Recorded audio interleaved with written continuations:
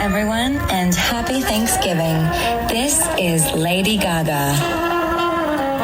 Tonight, join me with Tony Bennett, Katie Couric, Chef Art Smith, and the 3rd and 4th graders from my elementary school, Sacred Heart. This is A Very Gaga Thanksgiving.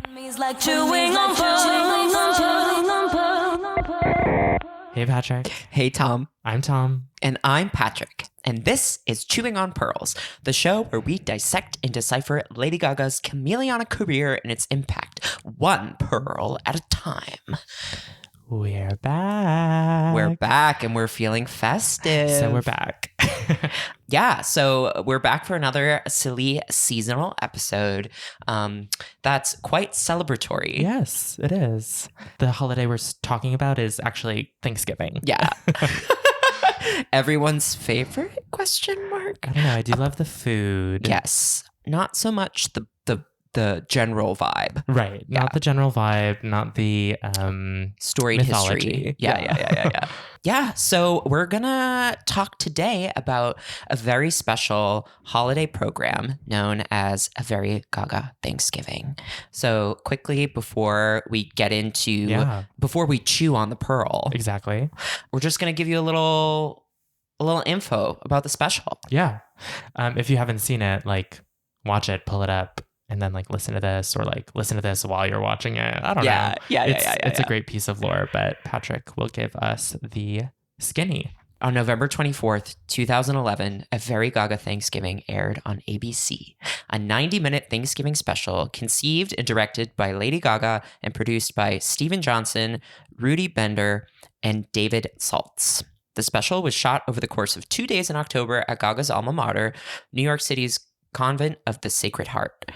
The holiday-themed program features live performances of songs from Born This Way, released half a year earlier, as well as a duet with Tony Bennett, a cooking segment with celebrity chef Art Smith, and an intimate interview with Katie Couric.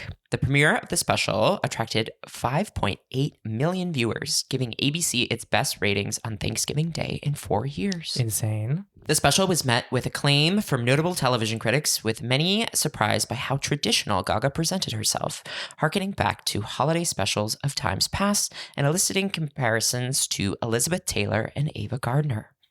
The Guardian's Hadley Freeman made the following astute observation. It was all inoffensive, silly and knowing, and laid down the groundwork for what looks to be the singer's next career as America's in-house eccentric.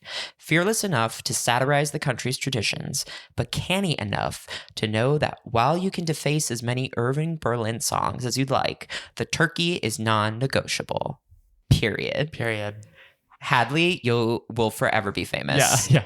Just for that. Friend of the pod. Yeah. A Very Gaga Thanksgiving serves up Gaga as Lady, the timeless, once-in-a-generation talent with a deep reverence for the musicians and divas of yesteryear. It also serves as a means for her management to swing bigger with a more conservative demographic. The special positioned Gaga for further mainstream success, allowing her to diversify her audience and widen her cultural impact and public perception. What an interesting piece of Gaga's career that we're talking about today. I feel like you mentioned that Born This Way had come out a half year earlier. So it's this interesting period where she had spent, the half year leading up to Born This Way, serving these insane looks with the most breakneck schedule, doing promo. And then 6 months after that album, we're here in this kind of televised Lady Gaga, palatable on Thanksgiving type of thing. It's very interesting. Yeah, probably not what many people thought when they thought Lady Gaga in 2011. Right. Televised holiday program. Yeah. For the album Born This Way. To release on Thanksgiving. Yes. It's just odd, right? I think a lot of people now probably don't know about this or don't remember it. If you're a fan, you remember this because you watched it with your mom on Thanksgiving. Oh, yeah, totally. But if you're not, it really is a fascinating piece of her story. And I do, again, urge you to watch it, or at least watch it on like double speed. I remember to get the gist. Like this was something that like lived on the DVR for like years. Totally. It's like we can't delete it. Yeah, no. My mom was like, don't touch it. As if YouTube didn't exist. Yeah. I love that. So maybe we can like set the stage here. We, as you said, are at Gaga's alma mater. That's New York City's Convent of the Sacred Heart, in the banquet hall of the school, which is this kind of like, and they've done it up in like candelabras and like branches and like draped fabrics, but there's these kind of like antiqued mirrors on the walls. There might be like a fireplace. It's all kind of stone, travertine. It's all very Gothic, but kind of soft. Yeah. Vaguely religious. Vaguely religious. They covered up anything that was like... No, but still, you're still feeling that vibe for sure. Totally.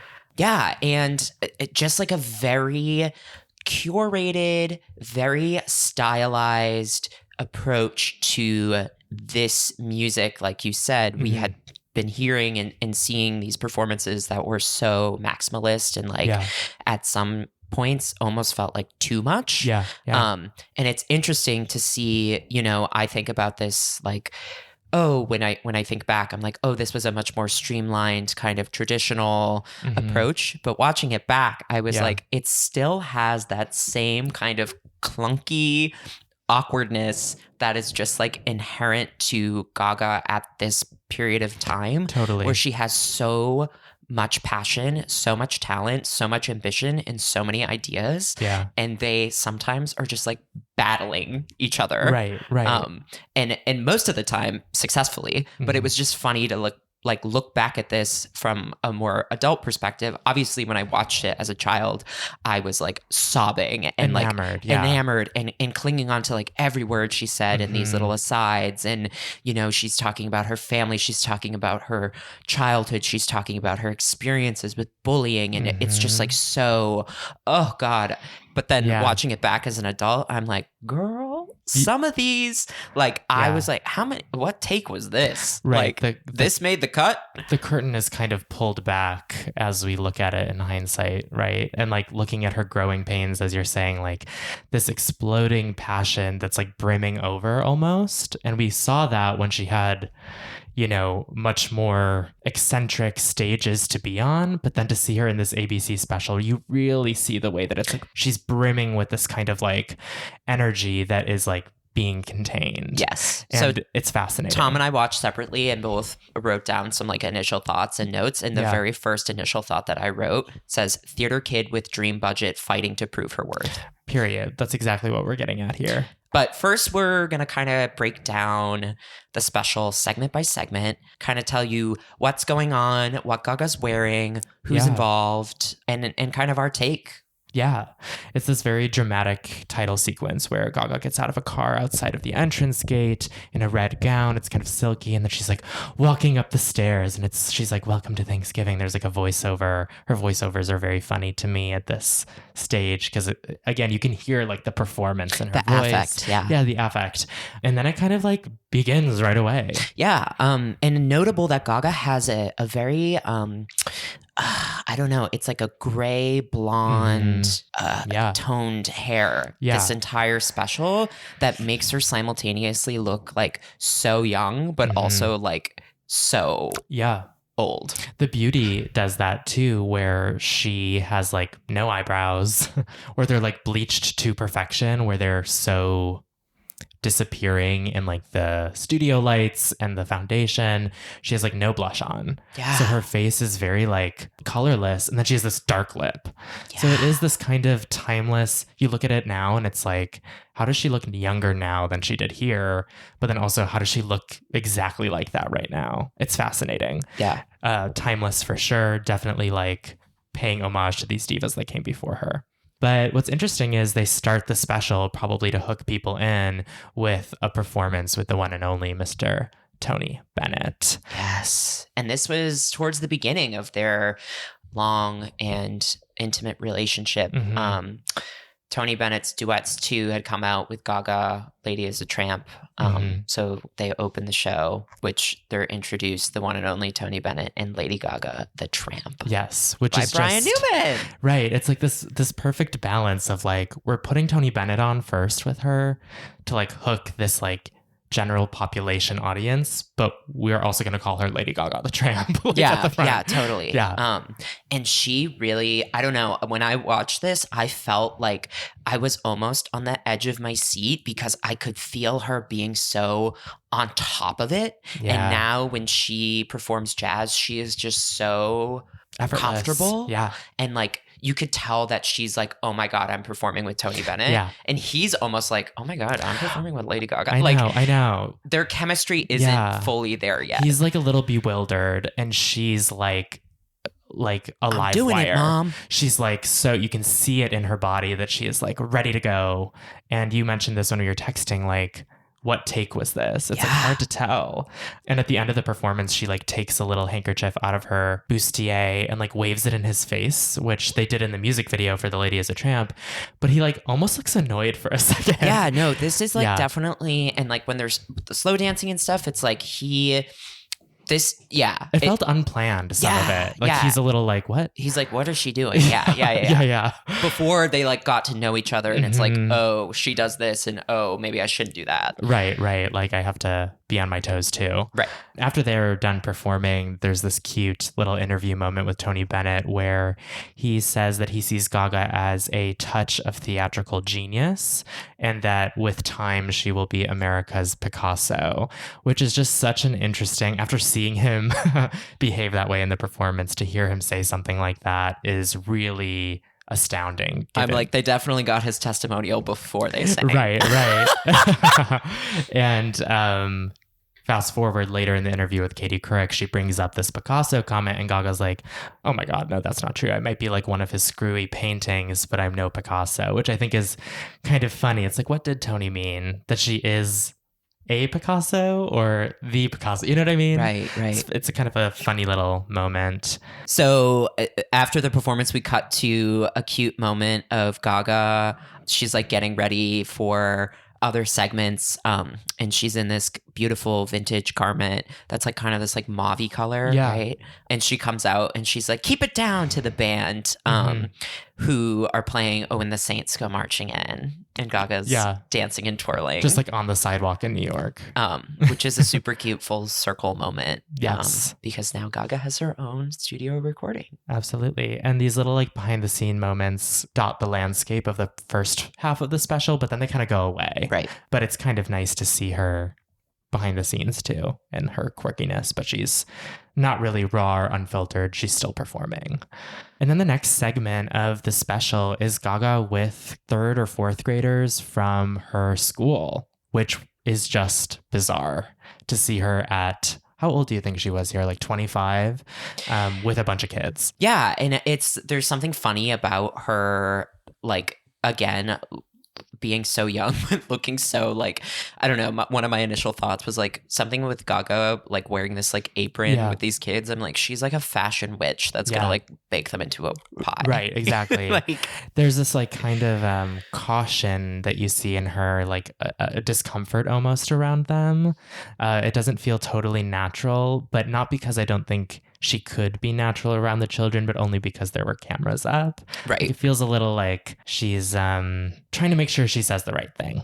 Yeah. Have you heard of Jackson Pollock? Yeah. And then all the kids say yes, and she's like, what the fuck? And she's like, wait, I went to the school. Yeah. It's this like funny moment where she says, you know, what do your parents make for Thanksgiving? None of them will answer her. But then she says, have you heard of Jackson Pollock? And they're all like, yes, he's like a painter. Da da da da da. And it's like, what is this weird? It's like she didn't anticipate them knowing that at all. Yeah. She didn't anticipate them not having answers besides turkey for the Thanksgiving dinner question. So it just is a little clunky, I think, but cute, very sweet. And then she performs Born This Way, the title track from her album released earlier that year. And I do think that this is a perfect example of what you were talking about, which is she's like bursting at the seams to like give us this performance of this anthem that she really believes in. But in these moments, she's kind of keeping it contained and ladylike, and then busting into these moments of choreo while her dancers are amongst the people in the room. So it's all very camp. Right. And she has a hat that harkens back to the vessel a bit, and is wearing something that's a little bit more sleek and modern and like Armani of that year. Yes. So like we're seeing this play with style where they're doing these like vintage archive pulls and then like still incorporating her wearing like runway.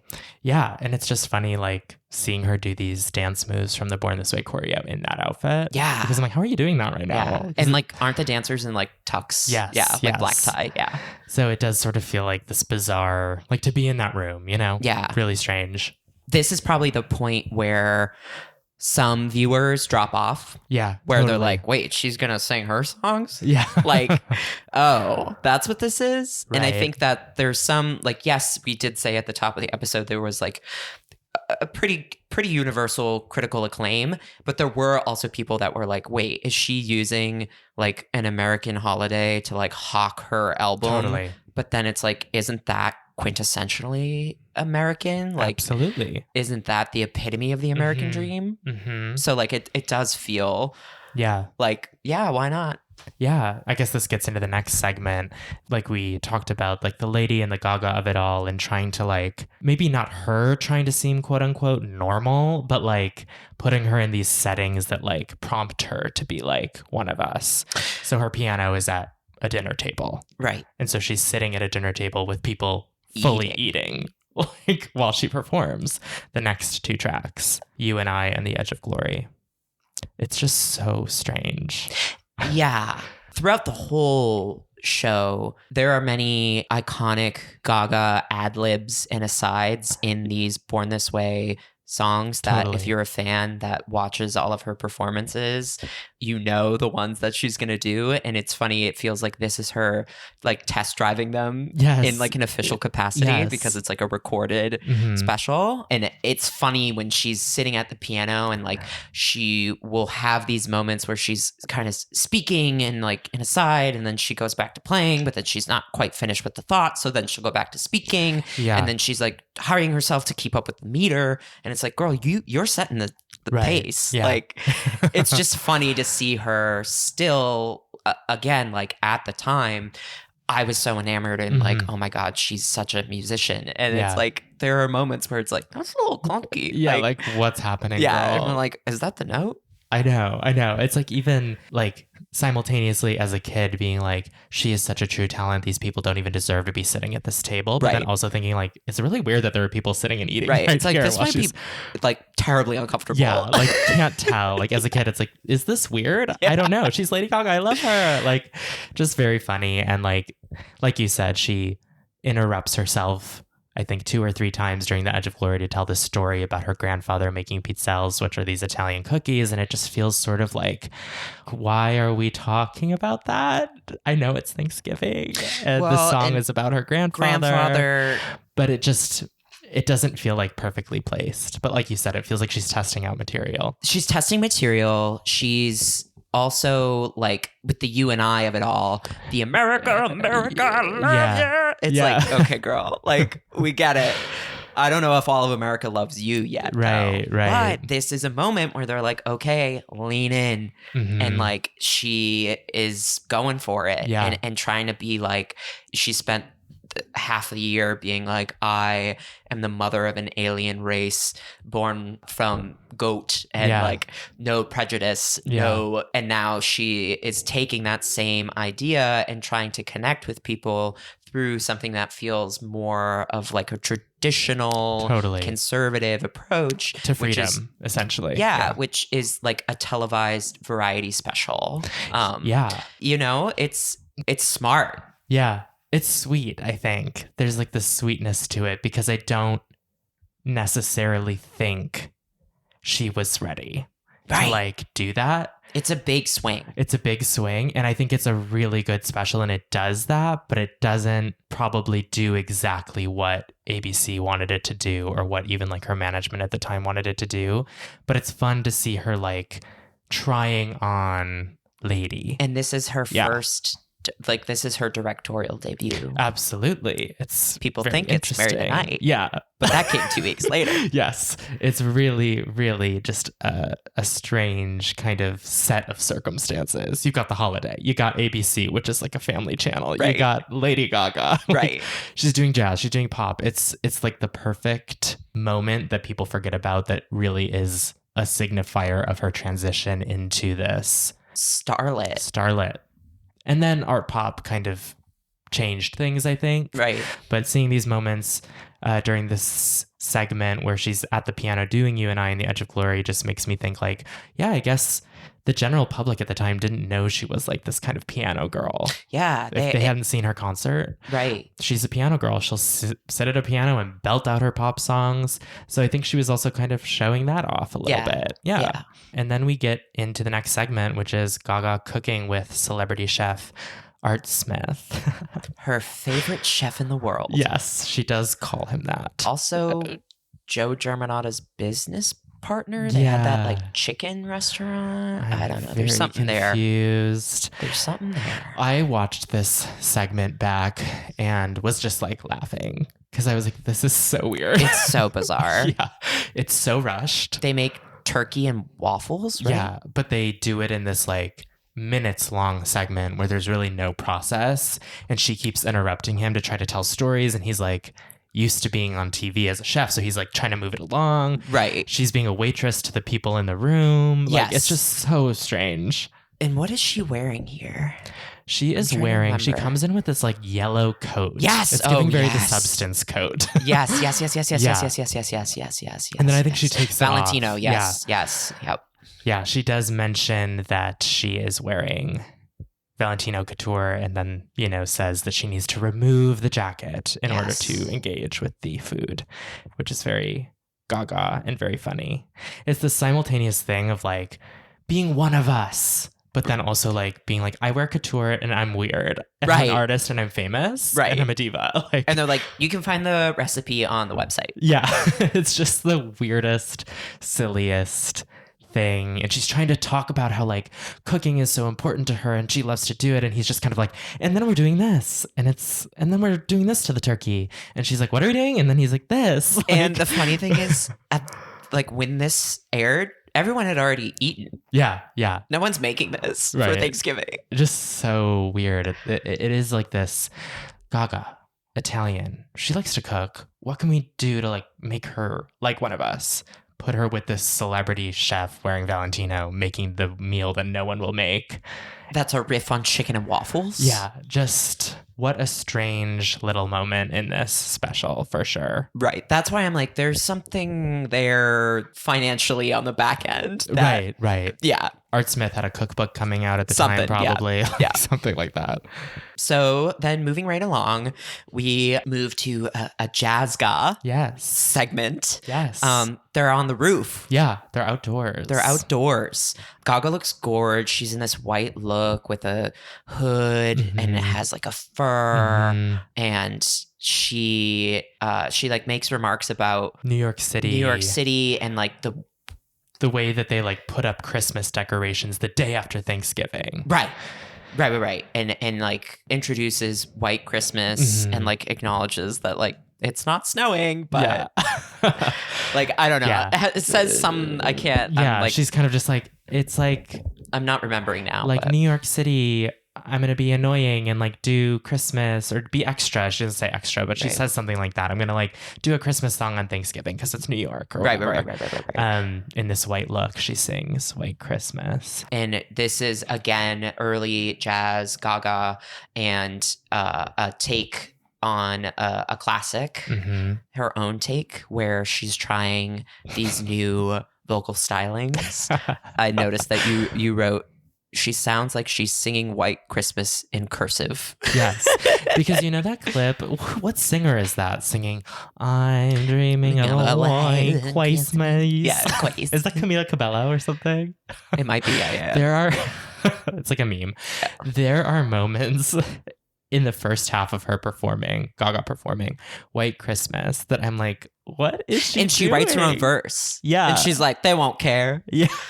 It's like okay to sing this song really well and like not put your own flair on it, because and I'm not like even criticizing her voice because it's beautiful. It's just like the way she says certain words. I'm like, I think you're like switching between accents. Yes. She's like finding a direction. Yes. Yeah. Yeah. Because I think at this time in her career, she can't just perform and like use her talents. It has to be like always through a lens. Yes. I'm dreaming of a white Christmas. She's always putting on these metaphorical hats. It's like, yeah, at this girl, point. we know you sing jazz now. Right. So it's like, what girl are you being? And I think during this performance of White Christmas, she's figuring it out. So that she can then go into the next performance of Orange Colored Sky, which and nail it. Becomes a classic Gaga jazz standard. Like this was the one that it was like, it's Orange Colored Sky, it's La Vie en Rose. Like it's in the rotation now, and this is like a Gaga standard, and she sounds fantastic. Yes. She kind of introduces it saying, I used to sing this song at the Oak Room or whatever. Right, yeah. Is that what it's called? I think so. Yeah.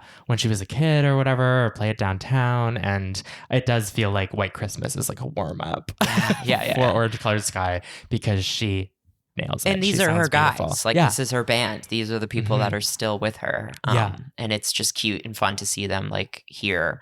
And again, from an adult perspective now, being like, oh, yeah, it's sweet. It's sweet. Yeah. I would love to see her like react to that performance. Yeah. It'd be interesting. And also, isn't she seated? Yeah. She's seated the whole time, which I think is hard for her. Yeah. I'm watching her. She's like, I need to get out of this chair. Yeah. But totally. she sits and she performs and she does a great job. Then the next segment is one that I think we both find quite strange in hindsight. But it's also like the heart of the special. Yes. As a kid. Yes. I was like, it's emotional, it's real. And then now I'm like, it is emotional and real, but it's still performed because it's Gaga. So she performs Hair. Seated at the piano in a beautiful Galliano 80s ass dress. And she performs Hair. There's a series of wigs and hair pieces kind of strewn about the piano. And as she performs, she attaches more of these wigs to her head. Yeah. It's very endearing. Yeah. And they're all kind of shades and hair colors that she's been exploring during Born This Way. So we've got like kind of that foxy caramel brunette vibe. Yes. Yeah. We've got like the gray blonde that she's wearing now. We've got the teal piece. Yeah, with a ponytail in it. And, you know, as she's talking and she's like telling these stories, it's so absurd because it doesn't feel like it's landing. It's like if she was in an arena, people would be freaking out over what she's talking about. Notably, just her being bullied at this school. She kind of like does this thing where she's like, I was really bullied at this school. And then she's like, but it's a great school and not everybody gets bullied. She kind of feels like she has to do that. And then she launches into a story about, which actually I find we're both very close to our moms. It's very endearing where she says she went to school all the time with her hair done because she wanted to be like her mom. And everyone was like, you go to an all-girls school, who are you trying to impress? And she would say like, I don't want to be like you. I want to be like my mom. And I think there's something very sweet. Shout out Cynthia. We know you're listening. Yes. Hey. About her prefacing this song that way and calling out to her mom, because I do think her relationship with her mom at this time was not as highlighted. Yes. As her relationship she was definitely to her dad. daddy's girl at this point. Yes, very much so. Yet Born This Way seems to be like rooted in the confidence her mom gave her. Yeah, so it's this very and fascinating. Watching her mom. Yeah. I'm scrolling back to my initial thoughts because I wrote a lot for Hair. I said, I viscerally remember watching this as a teen with family. There's a sort of forced sincerity that almost feels inauthentic because of her passion and awkwardness battling each other in real time. She is a freak. Totally. Commitment to the wig bit and the increasing absurdity while delivering empowering words of affirmation. And then Richard comes in for a fucking interpretive dance break, which it's like, we could unpack that now. She's like, Richard, will you please join me? Will you join me? And then he's just dancing in the background. And she fucking belts it out. And some of them are clunkers. Yeah. I mean, she sounds great, but it's also just like knowing her it's now. her Born This Way vocal, which is like, get it out there, get it all out there, throw everything at the wall. Yeah. And I think what's so funny about this is the sentiment around, like, the meaning of this song is very, like, beautiful, and it does seem truly linked to what she's talking about, being bullied as a kid. But then, like, the verses of Hair are these kind of, like, retro future punk, corny, campy theater words about, like, hairstyles and being bullied. Like, it doesn't, like, fully land, because I can imagine it doesn't feel as heartfelt to the average listener, because they're like, what is she singing about? Right. And then she says, I'm as free as my hair. And then it's like, oh, right. Got it. The last thing I wrote was, I could not love anything more. Yeah. Crazy. Perhaps the most Gaga performance in this If you watch anything from this special, watch the Hair performance. Yeah. It's so telling of, like, why we make this podcast. Yeah. And, like, what she wanted to do, not just, you know, within the confines of the special, but with the record Born This Way. Right. And actually look up any Hair performance. And they're always these really touching kind of, like, again, she's brimming with this passion for what the meaning is. And even though, again, I was just joking about the lyrics, it comes across just through her being, I think. The authenticity is there. And her struggling to bobby pin the teal pony into the hair hat. Right. And I'm like, maybe they only did 2 takes. Right. Who knows? Right. It's just, there's these weird moments where it's like, oh. That's what I kept thinking that the entire special was, how many takes did they, was this the best one? I want to know how many days they filmed this across. So it was over 2. Yeah, that's insane. Yeah. So I'm like, they really then didn't do that many takes, I guess. And it was in October. Yeah. October 22nd and 23rd. So they turned it around real fast. Yeah. Insane. And then in the next segment, which is her second to last musical number, she performs Bad Romance, which is a fan favorite at this point. At this point, it's a classic. It's 2011. Yeah. It's been out for 2 years. It's like, this is like America's pop song still. Totally. And she's wearing a red, like, jumpsuit, I believe. And the note that I wrote was just that she seems really comfortable and embodied performing this song. She's been performing it for a while at this point, and I think it's muscle memory. Yeah. Yeah. It's just a really good performance. Yeah. She definitely feels lived in here. Yeah. Again, another moment where she is wearing, like, contemporary designer. Totally. It's interesting that you would think, like, oh, she's wearing, like, contemporary designer for contemporary pop song, but that's not always the case throughout the entire special. Exactly. But yes, she definitely feels like embodied, empowered, confident. Mm-hmm. She's in control of the room. Yeah. She's commanding the performance. What I do think is funny too, though, is there are moments where it's just, like, interesting to be in this setting with, like, a backing track. And totally. And, like, it almost feels like she's fighting it sometimes. Like, it would be better if there wasn't.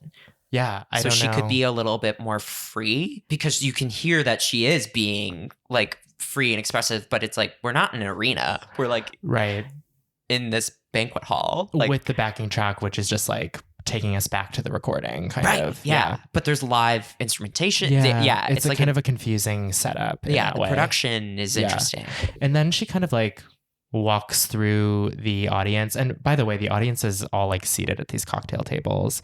And I feel like the spotlight is, like, following her in this way where they were not, like, prepared for her to do that. Right. Yeah. And so she's, like, walking around these tables. And she, like, takes someone's mashed potatoes, right? Yeah. It's just, like, it's so, again, it's like this feeling that despite doing something with such muscle memory, as I just said, she can't contain herself. She like has to go off book. She's in her risk era. Like this whole, and that's what this special was. Like, even though it feels like a more conservative product, it was still a risk. Yeah.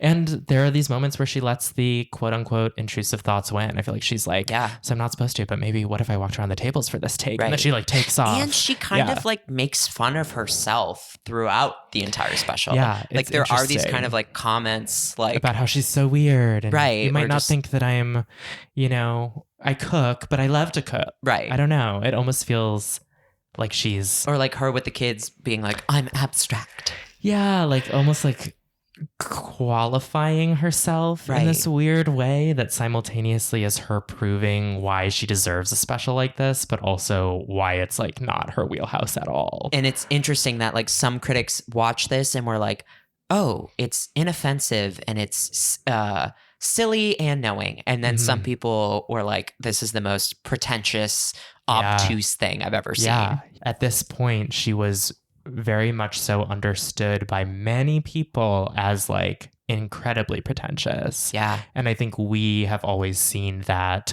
Like, I understand that from like someone who doesn't get it. Like, I could see it. But I think you and I have always understand what people interpret as pretension as like this earnest commitment to performance and to the art. That brings us to the interview portion of the evening. Oh my goodness. And they keep promoting this throughout the special as like Lady Gaga's first interview with Katie Couric. And it's like, okay. And in her Tom Ford suit. Yes. And of course, Katie opens the interview talking about what Gaga is wearing, assessing that she looks more conservative than usual. And Gaga is like, yeah, I'm wearing a Tom Ford suit. I just love fashion. Yeah. I'm never trying to be provocative, which we know is not a full truth. Right. Because sometimes she is. But then Katie launches into this whole diatribe about her relationship with Tony Bennett, which Gaga is very sweet about. And then mentions that Gaga posed naked for a drawing. Well, for a photograph that Annie Leibovitz took that Tony was on set for and drew. And I found it very inappropriate in hindsight. Yeah, it's an interesting kind of snapshot of like, oh yeah, this was 2011. Like women were still asking each other like whack questions in interviews where it's like, Katie, don't you see what this is trying to get at? Like, did you come up with that? Like, right. Is ABC trying to like catch her, like to have like a moment at the end of the show that makes everyone watch it? That's like, Gaga admits she was naked in front of Tony Bennett. Like, it almost feels like we did all this work to show this like talent, how she can be kind of pseudo refined. And now we're trying to like pull this information out of her about being naked in front of Tony Bennett. And she handles it very well, of course. Yeah, of course. It's really inappropriate if you ask me. Yeah. And that's not the Katie, first and last time that Katie Couric says something inappropriate. Right. Katie, if you're listening, don't. It's on site. Yeah. Shut it off. And then continues into, how is your love life? And Gaga replies, it's the only thing I don't talk about because the day I get married, they're not getting one picture, no matter how many helicopters are circling overhead above the chapel, which I love, especially now knowing she's engaged. Right. Well, and possibly married. Yeah. That's the thing is I believe this My core that too. Like if she was really going to get married, which aside when it was like Gaga's getting married to Taylor Kinney and all these designers were like, here are my sketches. And like they were in People magazine and stuff. When I saw all of that, I was like, it's not happening. Yeah, totally. Because if it really was going to be real, we wouldn't know. We wouldn't know. We would know thing. nothing. That's the thing. This is one of the things she has talked about throughout her career that has been so consistent. Yeah. Which is like that she really views intimate relationships, romantic love as something that is sacred and that is not meant for the public eye in that way. And she has like definitely strayed from that in the relationships she's been in. But at least in like an interview setting, she has always been like, my love life is private. And I've always respected that about her. Yeah, totally. And then a special guest comes out. Which is so funny. It's very sweet. It's so sweet. The former head of the lower school, a nun, Sister something. I didn't write her name down. Sister something. Sister something. And they just have this like kind of cute interaction. And weirdly, Katie Couric feels like the outsider. Yeah. Yeah. Like Gaga feels more akin to this nun that she encountered as a very little girl. Right. Than she does to Katie Couric. Right. I'm like, this is a podcast about dragging Katie Couric at this point. And I love them. I just thought it was very sweet, the nun. And she kind of just... Katie Couric, again, is like prompting this nun to say like... To be like, she was a bitch, wasn't she? Yeah. Exactly. Like, so how do you feel about all of this? You know, like, again, they're like sitting in a Catholic school trying to get this nun to be like, it's really wacky, but you're cool. And this nun is just like, I'm really happy that you do good things for other people because that's what matters most. Yeah. Thank you. Thank you, Sister something. Yeah. She, you know, did the job that she was booked for, which was make Gaga look like a good Catholic girl still, despite her crazy, you know? And then there's like a moment where Gaga talks about the similarities between classical music and pop music, which again, you know, now in 2024, I feel like the general public understands that like she is a musician. Yes. But at the time, you know, she really was still trying to convince people that like, I know what's up. Like, I wouldn't be here if I didn't. Yeah, she like gives her script about taking piano lessons as a kid, loving classical music. And like you said, the comparison between classical to pop, like as if she's required to explain that jump. I hate that. I hate that it's like, if you were doing that, how are you doing pop now? And I think more than people knowing that she's a real quote unquote musician now, they also know and can hear what she's getting at, which is that the emotional journey that classical music takes you on is not dissimilar from pop. Right. At all. Actually, there's more similarities between genres of music than there are differences. And I think that's what Gaga is all about. And that music was popular music at the Thank time. you. Yeah. Exactly. And then we get into the parents of it all. Cynthia and Joe. I guess she talks about her success here and that really in being able to give back to her parents, she feels like that's the real wealth. Right. Totally. And so we know that she starts a foundation around this time with her mother. That's an anti-bullying organization, the Born This Way Foundation. And then she helps her father open the restaurant he always wanted. And this moment is insane. Yeah. She names the restaurant out loud, Joanne, and like immediately is like weeping and like uncontrollably almost. Not sobbing. No, but emotional. Emotional. And I can just... You know, Katie says, why are you crying? And she's like, my dad is sitting right there. Right. And I can just imagine him sitting there stoic. Yeah. Not understanding why for her, again, Joanne is Joe's sister who died at a very young age. It's Gaga's middle name. Like there's all, if you don't know that lore, look it up. Chew on that pearl. There's Chew a on pink that. hat. Yes. It's a whole thing. But I just am like, whoa, this affected you through him more than it still affects him. And it's just this weird foreshadowing moment, knowing what we know now. Yeah. Of like, even though we can't see him, I can just like feel a similar moment that we see in her documentary 5'2", where she plays the song Joanne for her grandma. Yeah. And the grandma's response is just like, that was a long time ago. Yeah. It's like, why are you hung up on this? Yeah. You weren't even around. Yeah. It's really, really interesting stuff. Oh, Joe. Portrait of a strung out girl. Yeah. Check that. And then talks about having children of her own one day, which, you know, we probably think is coming soon. Yeah. I like wonder where she's at with that, honestly. She's doing Coachella, we just learned. I don't want to speculate about her having kids or not, but I do sometimes wonder, like, maybe she won't. Yeah. Like she kind of hasn't addressed it. I feel like interviewers have stopped asking her about it. Now that she's getting like engaged, I could see her being asked about it more. I feel like they brushed on it in Vogue when they were talking about like planning for their family. You're right. They did. But that's like vague. Yeah. Who knows? Their family of dogs. Yeah, exactly. The little babies. And then she talks about Marry the Night and says it's her favorite song on Born This Way, which at the time, I think it was mine too. Yeah, same. The single. I'm like, Still, I know. Yeah. I mean, changed my life. That's so. It's so hard to pick a favorite opening song on track. Yeah. Like just like sitting down and pressing play on that album the first time, it just did something. Quaking. Yeah. Changed my DNA. Yeah. And stay tuned for when we talk about the music video because that's coming. That's like going to be 10-part episode. Yeah. Yeah. But she talks about that song and then talks about making the music video and directing it. Yeah. Her double feature. Yeah. And then I think she shows a little clip of it, right? Yeah, at the end. I think so. Yeah. On the YouTube, like, version. Web exclusive. Yeah, that someone like uploaded. It didn't have that at the very, very end. So I think that's what happened. But yeah, and then she performs Marry the Night, and it is so bizarre. Yeah. She's in this like beautiful ball gown situation with like a silver like applique overlay. Yeah. She's got these opera length gloves on that keep sliding down that she will not stop pulling back up. And every time I watch this performance, I get so angry. Yeah. I'm like, fucking take them off. Like, take them off or don't touch them. It feels weirdly novice for her. Yes. Yeah.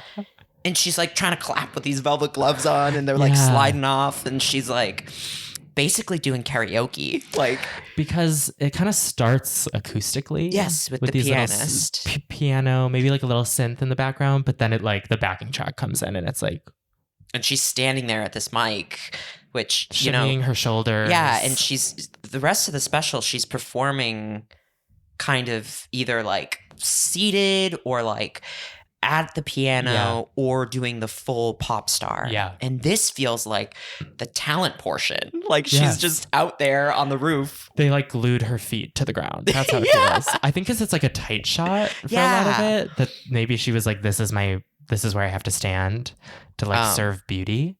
But bitch, she's singing. She's singing. She is. The mic is on. Singing.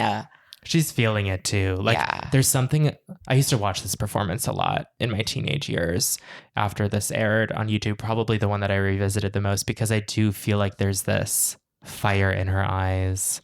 She's like, they forced me to make this the 5th single on my album, but I really believe in it. Yeah, no, totally. Yeah. And her hair is insane. It's this crazy updo. I think there's like a necklace in there, right? Probably. Yes, there is. The Yeah, Sonia she was in Morgan, that. updo kind of, yeah. She was in the era. And the dress is Alaya, I'm remembering now. Yeah, she looks so like, just looking at this photo of her, it's like, it's almost anguished. Mm-hmm. It looks like a painting. She's like exercising something during this sad performance. lady in a painting. Yeah. And you know, I say this, you know, as if we know this, but I'm like, you know, this is the last thing they fucking shot. Mm-hmm. Everyone on that set was like, I'm so over this girl. Like, and she's like, the night. Yeah, like, yeah. on the roof, just totally. Oh, God, I love her. Me too. So what do we think about the way this speaks to where she was at in her career at the time? I mean, we've touched on it throughout this episode, but I feel like there's more to say about her journey into that kind of like songstress. Yeah. That singer. Yeah, kind of thing. That musician kind of thing. This is like the first stop on that journey, I feel like. And she had been dabbling. Like there had been moments, I feel like with the Fame Monster, you know, they were really incorporating her piano moments and trying to get more of that on TV. Totally. Like Speechless, or, you know, when she did the Today Show and the piano and like singing jazz then too. Someone to Watch Over Me and Orange Colored Sky and you know, that relationship with Tony, I think she always was that girl. Yes. And that's why it's like, oh, that opened the door to legitimize her in that way. Absolutely. Where it a cosign. A cosign, yeah. And I think it was very smart. I think she inherently is that girl and like always will be. And like we can see that in her pop music. But for the general public who don't know that like that is her origin, it was like, oh, wow, she can do this too. Yeah. I think the special at the time did prove that she can do this too. But I wonder if it really told that story well of like, this is who she is first. No, yeah. And I don't think it does. I don't think it does which either. Is interesting. I think they're kind of like almost flipping her story backwards and being like, this is a pop diva and now she's showing her real skills. And it's like, no, she was this first. Right. Yeah. And I think that later on in her career, in the aftermath of art pop, as you know, Cheek to Cheek is developing, they kind of tell this story in a much clearer way. Yeah. No, this was definitely the test drive. And I do think it's notable that you say like post art pop, and you know, this is still Gaga's working with her original management team. So like Troy and Vince are here. So it's interesting to see like where would this have gone if things continued to work out. Yeah, if the fallout of her management during art pop didn't happen, what would this be? Yeah. Like, where would she be? Yeah. It's an interesting, I think I said this at the beginning, but like truly a signifying moment of like transition in her career that I don't think fully launches. Right. But it's kind of like half step. But I think about it all the time. Yeah, honestly. Like, and I think just about the these name. I think about these performances. I think about the looks. Like I just think about like that moment in time. Like I think about watching it live. Like, and it's incredibly curated. Like just like visually, it's beautiful. Yeah. It's like very much so well done, despite like our criticisms of some of the vibes. Like ultimately, it's really good. No, it's great. And I think that like, I think it's refreshing. And I think Gaga would feel the same way if she sat down and watched it. Yeah. She'd be like, oh, wow, you can really tell that I'm fighting for this. Yeah. I have a lot of ideas. And the performer that I wanted to show the world was at play here, but I also had to perform Bad Romance with a backing track. You know, it's like putting lightning in a bottle a little bit. Yeah, because now if she did A Very Gaga Thanksgiving, I don't think anyone would bat an eyelash if she didn't do a single pop number. Right. People would be absolutely thrilled by that, probably. Right. Except her annoying fans who are like haters on her more traditional approaches to music. But specials. We go from Gaga's specials up until this point. The only special she had on TV before this was HBO's The Monster Ball. right. And then we're jumping to A Very Gaga Thanksgiving. So it's just the lineage of her like... And now everyone does a holiday special. Yeah, everyone has one. Yeah. You're right. I'm so glad that she's never done a holiday album though. It's coming. I cannot. I'm not a Christmas girl like that. They did release an EP of this, right? Yeah. There was White Christmas, Orange Colored Sky. I want to say like You and I and Edge of Glory, I think. Something like that. And I think it was like an iTunes thing. I think it was like you could go into Starbucks and get the little thing. Yeah. Yeah. It was like definitely getting worth revisiting. And I'm glad you had this idea because it's interesting. It makes me happy when I watch it. Yeah. And I'm glad that we were able to talk about a moment in her career that I don't think we've touched on yet in the show. Yeah. Which is and maybe a moment that some people don't know. Absolutely. Like if you weren't really a fan, I don't think your aunt was being like, gather round, we got to tune in. Like, I mean, it was only 5.8 million people watching. That is not a lot of people. No. At all. No. Like that's a lot for like people watching TV on Thanksgiving. That's not football. Right. Or whatever. Or Charlie Brown. Right. Like that is a big number for Thanksgiving Day, but it's not a big number. Yeah, right. Right. So it is kind of like I don't know. And then I kind of just went away because the Marry the Night video came out and we moved on. We're still there though. At that dinner table. There was somebody struggling with my bobby pins, trying to get that teal pony. There are people at that dinner table who are like eating. Yeah, no, they're fully having a meal. It's not like fake eating. It's like I think they're friends and family. Maybe. I think I can't remember now because I watched it a couple days ago, but I think she like vaguely promoted it that way. Or like acknowledges that there are people there. Yeah. It couldn't be fans because they would lunge across the table and like freak the fuck out. Yeah, no, it was definitely people that are know what's up. Yeah. In a way that also felt kind of like, oh God, here goes Stephanie. Yes. Yeah. That's why I'm like, this is friends with family. Like these are her cousins. They need to like fly people in who did not know her. Like had never heard of her before. That would be ideal audience. Which I guess at this point, there wasn't really anyone. It should have just been mannequins with wigs. Oh my God. Don't give her ideas. Yeah, actually, wait. I think she's done that before. She actually has, yeah. Okay, well, this has been fun. Yeah. Thanks for listening. Happy Thanksgiving. I don't know if this is going to come out on... or around. Or just after. But honestly, fuck that holiday. Fuck that holiday. But enjoy time with your friends and family and loved ones and chosen family. Absolutely. And have a good meal. Nourish yourself. Watch A Very Gaga Thanksgiving. Make turkey and waffles. Yeah, absolutely. Thanks for listening. And that's on Joanne. Yeah, and that's on Joanne. Well, you'll hear from us next time, I guess. Bye. Please let your wings